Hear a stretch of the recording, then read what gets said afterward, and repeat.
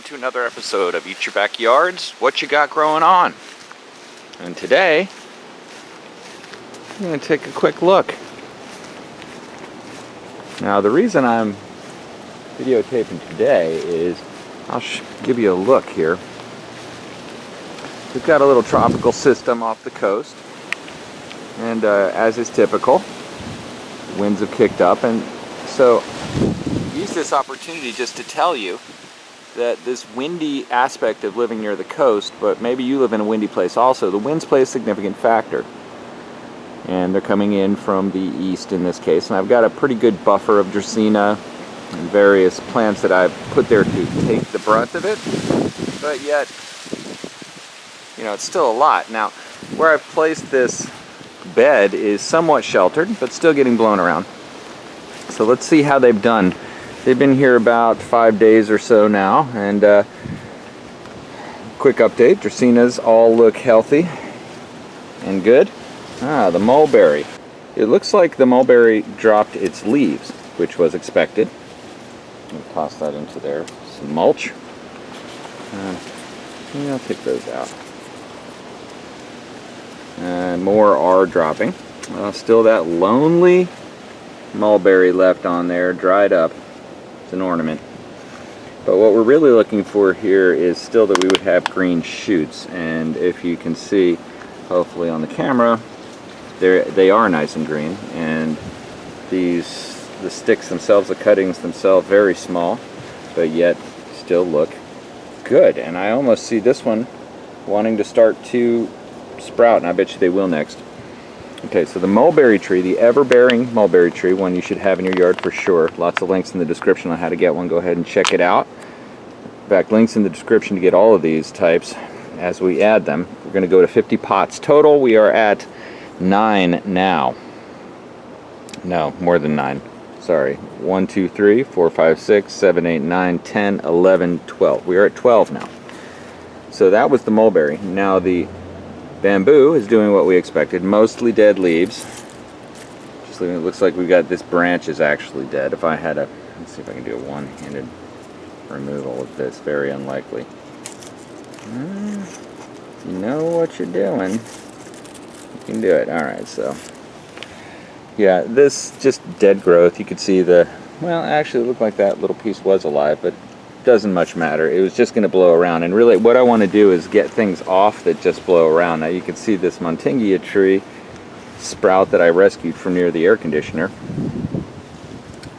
Remnant of an ancient tree in my yard that I had years ago that died, and now it's reborn through this dormant seed that suddenly blossomed forth. It's getting blown around, and at the base it's getting, I don't like that much, but you know, I don't much know how to help it either, so I think we're just going to let it go, and it'll probably do great anyhow. But it's getting blown around today because of that factor we want to avoid here. You can see this whole thing died as well, so I'm just going to snap that up.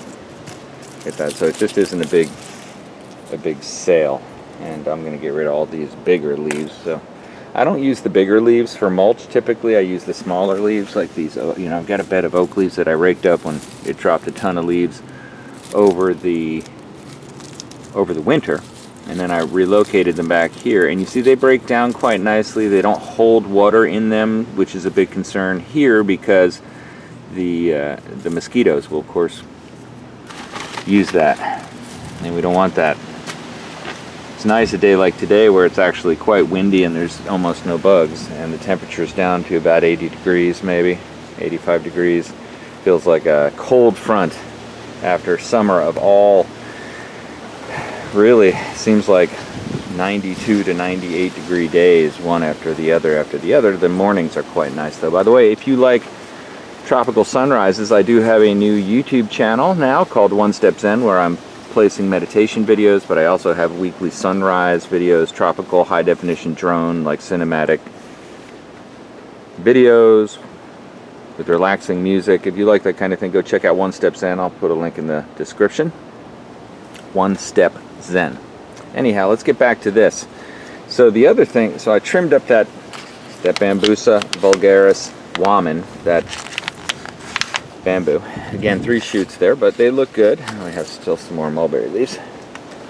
Okay, good, but they look good. One more here that's, I'm going to take this one off too, just break it off. It's mostly dead anyhow. Now we're down to the good core thing. Alright, so I think that's in pretty good shape, and we'll leave it like that. We'll have to trim it a little bit anyhow, but I see that it's still got greenness in it. It's still got little shoots. That's what we want.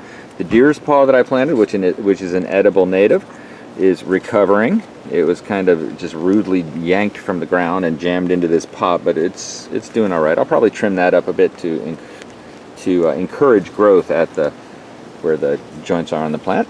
The Montingia Calabra, I think it is called, or the strawberry tree. Another way to refer to it is the Jamaican cherry tree. This is a very popular tree in Jamaica, I'm told. And use it for a variety of purposes. They use the wood, which is very fragrant, for smoking meat. They use the fruit, of course, to eat. I love the fruit, and when we just ate it all the time. We just gave it the name cotton candy tree. So I'm going to probably at some point recoin the term cotton candy tree. And then we put in this edible pad cactus. Simply jammed a pad into a hole we burrowed, and it's doing well. It'll start to sprout you'll see little things coming up, little bits of growth on the edge. This Chinese tallow, doing about what I expected. It looks like the leaves are going to die off. We'll just let that occur, and I think that will then probably the tip will die and it'll sprout. And then finally I planted the areca palm seeds in here, and you can see one is actually above the soil. For some reason the soil level's a little low on this one. And by the way, okay to have it slightly emerging from the top. Coconuts, palm seeds, if you keep them in a situation here with rich potting soil, then they're going to sprout, and you'll see that in the upcoming series. So that's why you should subscribe. If you've stayed this long, you're a true believer. Eat Your Backyard community. This was a viewer requested video, actually, and we keep continuing on episodes, and I'm actually trying to line up some really cool things, getting some vendors involved so that I can demo some raised beds, potentially some new types of seeds, all kinds of things. So lots of good things coming. Hope you subscribe. Hope you click the like bell if you liked it. Like, thumbs up button if you liked it. Thanks for watching. Eat Your Backyard.